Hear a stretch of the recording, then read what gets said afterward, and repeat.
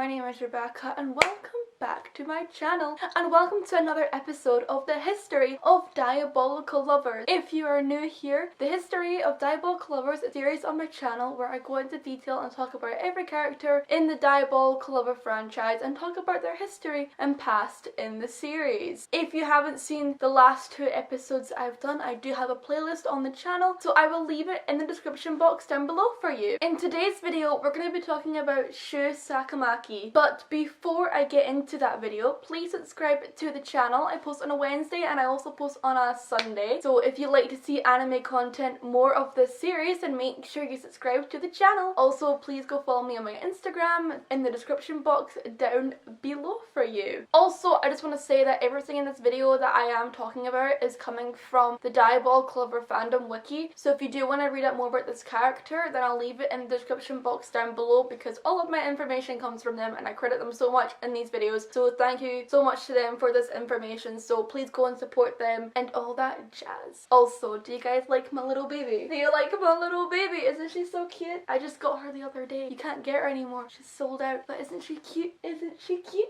Shu Sakamaki. Let's talk about him. So he is the eldest brother in the Sakamaki household. He is actually 19 years old and he was born on October the 18th. Again, we don't know what year because he is a fictional character, so sadly he is not real. Even though his status says that he's alive, but technically he's not alive because he's an anime character, but he is 19 years old. Shu is mainly known as the character that is good for nothing. That is basically what he gets told all the time from Reggie. He is basically the character that is mainly known as the good for nothing character because, well, he does nothing. So like I said, Shu Sakamaki is the eldest member of the Sakamaki household, and he is also known as the master of the mansion because he is the eldest, so he technically owns the whole house that they live in. So Shu and his younger brother Reggie are siblings, are sons of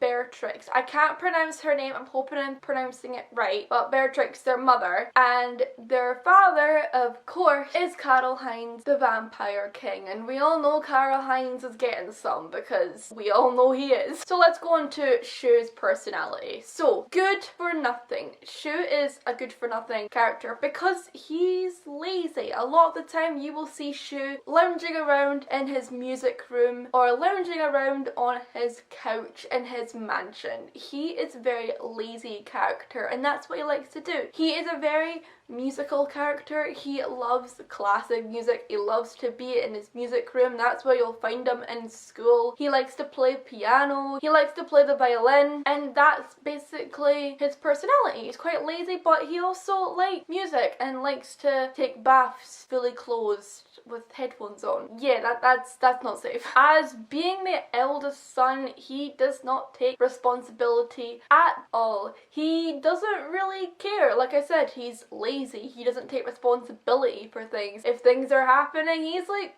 nope, I'm not gonna deal with it. Kind of like his father, because Karl-Heinz is quite lazy and can't be bothered dealing with all that stuff. So it's kind of like his father, in my view. He's kind of like his father. But overall, he's just lazy and doesn't like take responsibility for things. If there is problems in the Sakamaki household, he will actually push them problems to his younger brother and say, hey Reggie, can you do them for me because I can't be bothered. So he pushes all the problems to him. So a lot of the time in the anime you'll see Reggie, he's mainly taking control of the mansion because Shu can't be bothered doing that role, even though that's meant to be his role. And like I said, Shu's lazy. He also has a fear of fire. He doesn't like fire. He's pretty much terrified of fire, and we're gonna get into this in his history and I will explain why he is terrified of fire. So let's go into his backstory. As we know, out of Reggie and Shu, Shu was the one who got the most attention. His mother kept constantly pushing a role on him that he didn't really want, and this all led up to him running away. He ran away and he met a young boy called Edgar. Now, if you are a huge fan of the Diabolik Lovers franchise, you may know that Edgar is Yuma, and we'll get into that. So he met a boy called Edgar from a remote village in in the human world. Now, Shu was able to reach the human world due to an underground passageway that connected the demon world and the human world together. Wouldn't that be really cool if you could have like portal that could take you to one place to one place? But then again, where did he have the portal? Was it in his house? Because I know the Sakamaki house has that as well under their house where they have like a passageway, and I'm not sure if that passageway leads to it. If you see the anime, you see that Yui goes down that passageway and then Ayato's like, don't go down there. So maybe that's what it is. I don't know, I'm just guessing now. So as time got on, Edgar and Shu became really good friends, and Shu actually a lot of the time would run away from his home so he could go and see Edgar in his village, because Edgar would teach him things. Edgar would teach him how to grow plants and play games and basically just have fun. Now here's the sad part. Reggie was the one who destroyed the village that Edgar lived in, and he destroyed it to impress his mother at the time. And now I'm not going to go into his backstory, that'll be another video, but he was neglected because mum couldn't care about him basically. So he thought it'd be a good idea to basically just destroy Edgar's village, you know, to upset Shu and basically just to impress his mother. And obviously he wanted to take away Shu's happiness, which is horrible. Now, because of the fire that happened, Shu blames himself for the whole thing. He blames himself. He blames that it's all my fault that, you know, Edgar died in the fire.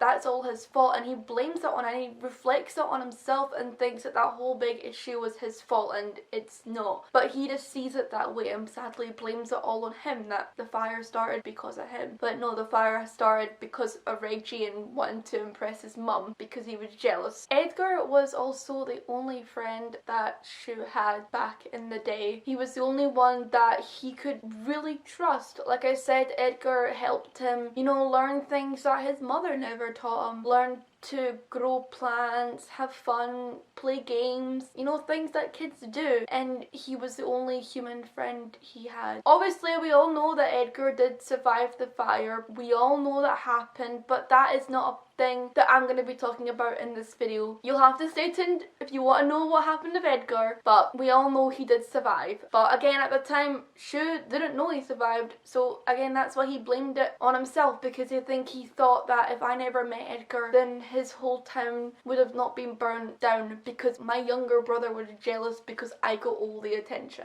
And that's why he seems to blame himself. That was because of that. So that was his backstory. So let me go into some little traits and things that he can do. So Shu is left-handed and he absolutely hates sweet food. Hates things like cakes and macarons, so him and Kanato may not get on very well. He also is terrified of fire because of what happened with Edgar. He also loves classical music, and he can also play the violin and the piano. He also used to have a dog. I don't think that dog in the anime was really his. I think Edgar gave him that dog, but then obviously his mum took it away and, you know, probably killed it because she wanted him to study to be the heir, but he was like, no mum, I want to be a rebel. But yeah, he used to have a dog. He once slept on top of Sheen when he was in wolf form. That's actually not a surprise, especially I can tell that Sheen would be quite comfortable in his wolf form, and I think that's quite cute that she just was like, I want to have a little nap here.